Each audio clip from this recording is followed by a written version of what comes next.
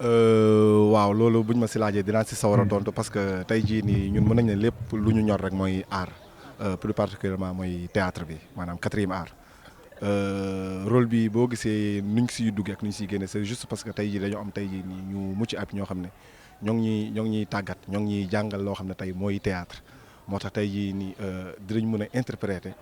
benn rôle boo xam ne te duñ si am difficulté à 100% voilà. pièce bi Adama Kane moo ko bind metteur en scène bu ACPA moom moo bind pièce bi moom moo def tamit mise en scène bi yëpp moo ko def. pièce bi boo seetloo boo xoolee buñ ko seetaanee yaa ngi gis ñu ngi si am ay jàngat boo buñ si am mooy le fait que tey jii nii ñu nekk ay géwal ñii nekk géer la moo tax du ñu mën a mayante ay doom te pourtant tey jii nii di nga gis tey koo xam ne tey bokk ak moom diine maanaam nasaraan soo xam ne dafa jugee réewum taax ñëw bu ñëwee bëgg sa doom di nga ko may ndax alalu àdduna te pourtant géwél bii nga xam ne yi ñaar yéen a bokk diine gi mayoo ko ndax da ngay doon xool ci moom affaire de xeet te kee xooloo ci moom affaire de xeet yaa ngi xool ci moom alal te foofu la gën a pire voilà. waaw sentiraat nañ ko bu baax a baax par rapport ak bu daaw ak bu daawaati kii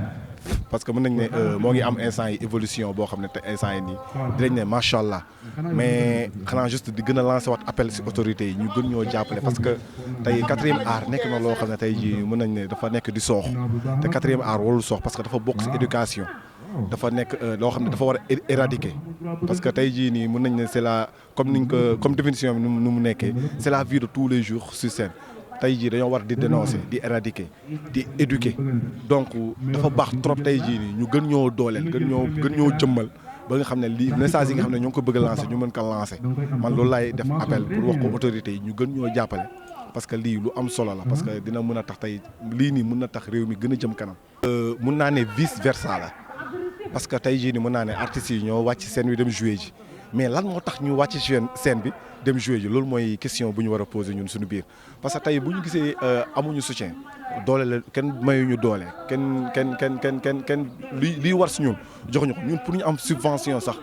c'est tout un problème te dinañ am suñu ay papier dinañ légal dinañ am lépp mais duñu mën a am subvention or que tey jii da ngay gis benn série day génn tey sponsor yëpp dar ko ñëpp wuyu si ko tey jii nii ñuy fayeeku loolu après yow da ngay naan yow est-ce que yow li nga nekk di tardé si kaw scène bi est-ce que dina ko jar man de jaral na ma ko parce que man tey jii nii scène mooy sama lépp léegi nag pour nag tey jii nii scène bi mën a dundaat pour scène mën a ñëwaat pour ñu ne li ñuy wax théâtre dëggantaan mën a xewaat si Sénégal fii nii ba ñëpp sentiraat si seen bopp foog autorités yi ak sponsors yi ñëw jàpp si parce que ñoom ñoo si mën a jàpp rek affaire bi mën a jëm kanam. waaw loolu mën nañ ne benn côté tamit si maison de production yi la parce que tey ñoom ñooy des fois di nga bind sa lépp ñoo indil leen teg leen ngeen ne ñii ñooy casting bi ñoom ñu wàccee casting boobu noonu indiwaat beneen casting waaw instant yi moom mën nañ ne foofu moom dañ fay am problème bu mag a mag mais tamit képp ku ñu choisir rek ba yéegal la xëy na am na benn mission boo war a dox parce que lii ku dul dox mission doo ko def mission boobu noonu nag boo koy dox nag dafa laaj nga dem tàggat sa bopp dem jàng nga xam bu baax lan ngay joxe parce que boo xamee li ngay joxe su boobaa di nga mën a xam noo koy joxee te ki nga koy jox dina ko mën a recevoir mais boo ko xamul rek day indi problème di nga ko joxe mais kooku du ko recevoir parce que da nga xamul naka lañ koy joxe donc man li may conseiller képp kuy acteur ak képp kuy artiste comédien mooy soo ko bëggee rek bu nekkee ci yow rek demal nga jàng ji ko talent kese doyul foog nga dem jàng ji ko.